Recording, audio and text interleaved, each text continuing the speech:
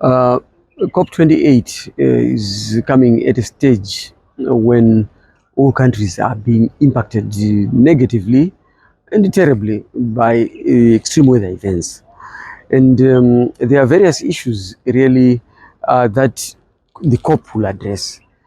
It is three broad areas. Number one is the areas to do with the vulnerabilities, impacts, and adaptation to climate change impacts. Then number two is to do with actions that countries should take in order to prevent climate change from continuing to be impactful to this level and to this magnitude. Then number three is the means of implementation of any actions that result in adaptation as well as mitigation, which is the issues to do with finance. So this particular COP is coming at a time when almost all countries in the world are being impacted negatively by extreme weather events like flooding that is destroying and killing people, livestock, destruction of property, among other issues, which brings about the issue of loss and damage, which is one of the major issues that require attention at COP28, because countries are saying, whilst we continue discussing the issues of climate change, we are already experiencing major economic losses because of the losses and damage that we are experiencing. So the issue of loss and damage was agreed upon to establish a mechanism as well as a fund to compensate those who are affected by climate change in one way or the other, be it destruction of property, be it loss of livelihoods, properties, among other areas. So, in this vein, the architecture of the loss and damage itself was concluded at COP27. But now we are getting to a situation where we have to discuss the issues of the funding mechanism for loss and damage. Who is going to fund the loss and damage? Where is the loss and damage fund going to be housed?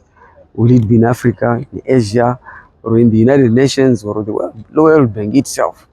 So these are issues which we have to discuss, the pros and cons of housing this loss and damage fund wherever it's going to be housed. The sticking issues are the issues to do with finance, because the global north would want finances really to be chipped in by both the developed countries as well as the developing countries who are also empowered and in a position to do so. So, however, the developing countries, even those who are in a position to do so, are also saying we are developing and we require support from developed countries. So there is a stalemate that will be there. And then the second one is to do with the just transition, issues to do with emission reductions, especially phasing down the usage of coal, because this has been blamed for the current changes to a large extent, of course, the climate change right now. So the phasing out or phasing down of coal is coming with a lot of controversies. The speed at which the global north would want to see the changes and the transition from coal use to other forms of energy is faster than what the developing world can match and can meet and can anticipate and can do with the unavailability of resources really to do so. Because the Convention on Climate Change requires developed countries to finance any climate action in the developing world and to complement government efforts in the developing world to do climate action itself.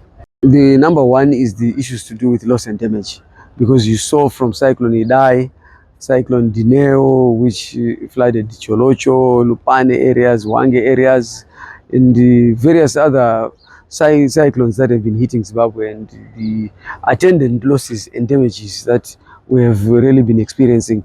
We would want to see that happening. Secondly, we now as a country have a national adaptation plan that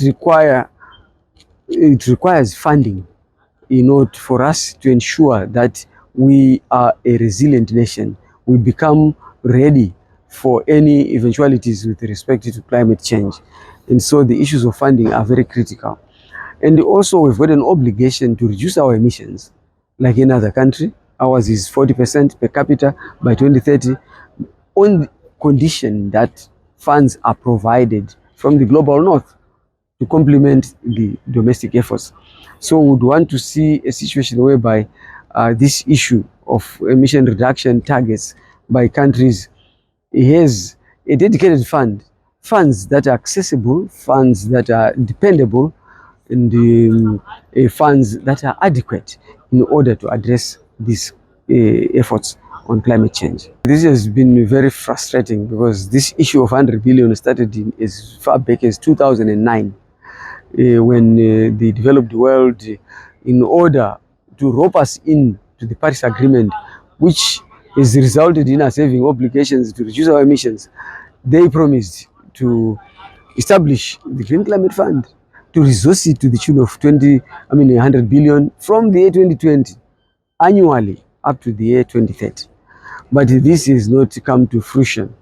And it was so depressing that some large developing countries of late in the past couple of months, in some events culminating into this COP28, one developed country said that the 100 billion was just aspirational and meant not to be achieved. Again, quote. So meaning to say that already we come to the COP with a lot of skepticism with respect to the commitments and desire by the developed world to meet their commitments and obligation and pledges to the Green Climate Fund.